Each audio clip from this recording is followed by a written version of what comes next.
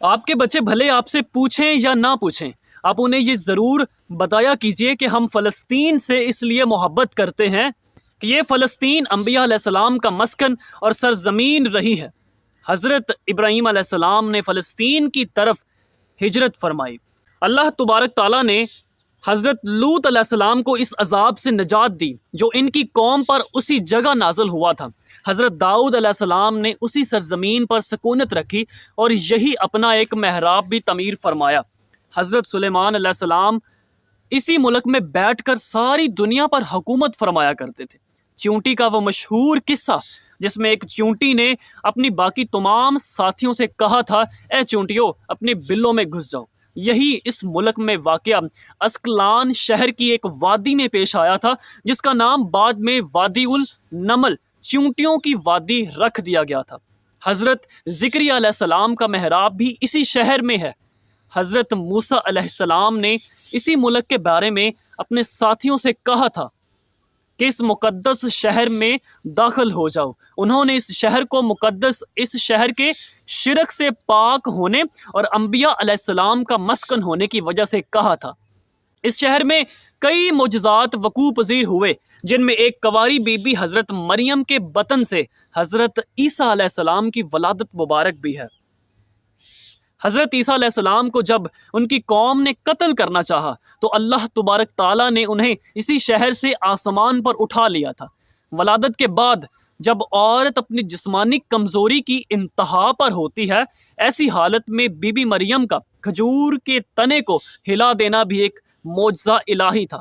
قیامت کی علامات میں سے ایک حضرت عیسیٰ علیہ السلام کا زمین پر واپس تشریف اسی شہر کے مقام سفید مینار کے پاس ہوگا۔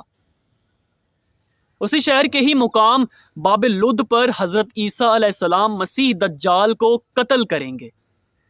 فلسطین ہی ارض محشر ہے۔ اسی شہر سے ہی یاجوج ماجوج کا زمین میں قتال اور فساد کا کام شروع ہوگا۔ اسی شہر میں وقوع پذیر ہونے والے قصوں میں سے ایک قصہ طالوت اور جالوت کا بھی ہے۔ فلسطین کو نماز کی فرضیت کے بعد مسلمانوں کا قبلہ اول ہونے کا اعزاز بھی حاصل ہے۔ ہجرت کے بعد حضرت جبرائیل علیہ السلام دوران نماز ہی حکم ربی سے آقا علیہ السلام کو مسجد اقصی سے بیت اللہ کعبہ مشرفہ کی طرف رخ کرائے گئے تھے۔ جس مسجد میں یہ واقعہ پیش آیا وہ مسجد آج بھی مسجد القبلتین کہلاتی ہے۔ حضور اکرم صلی اللہ علیہ وآلہ وسلم معراج کی رات آسمان پر لے جانے سے پہلے مکہ مکرمہ سے یہاں بیت المقدس لائے گئے تھے۔ سرکار دو عالم صلی اللہ علیہ وآلہ وسلم کی اقتداء میں انبیاء علیہ السلام نے یہاں نماز ادا فرمائی۔ اس طرح فلسطین ایک بار پھر سارے انبیاء کا مسکن بن گیا۔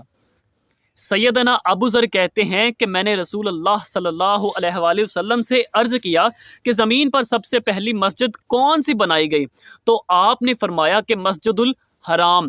میں نے عرض کیا کہ پھر کون سی بنائی گئی؟ تو آپ صلی اللہ علیہ وآلہ وسلم نے فرمایا کہ مسجد الاقصی یعنی بیت المقدس۔ میں نے پھر عرض کیا کہ ان دونوں کے درمیان کتنا فاصلہ تھا؟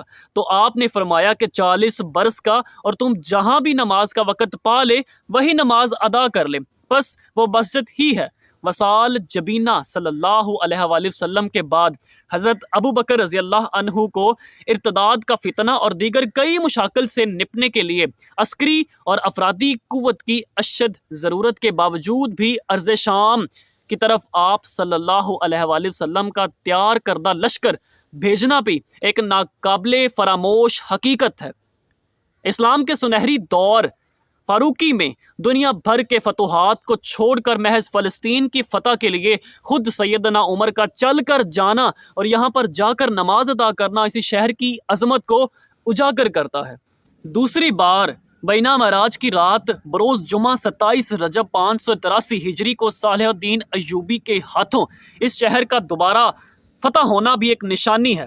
بیت المقدس کا نام قدس قرآن سے پہلے تک ہوا کرتا تھا۔ قرآن نازل ہوا تو اس کا نام مسجد الاقصی رکھ دیا گیا۔ قدس اس شہر کی اس تقدیس کی وجہ سے ہے جو اسے دوسرے شہروں سے ممتاز کرتی ہے۔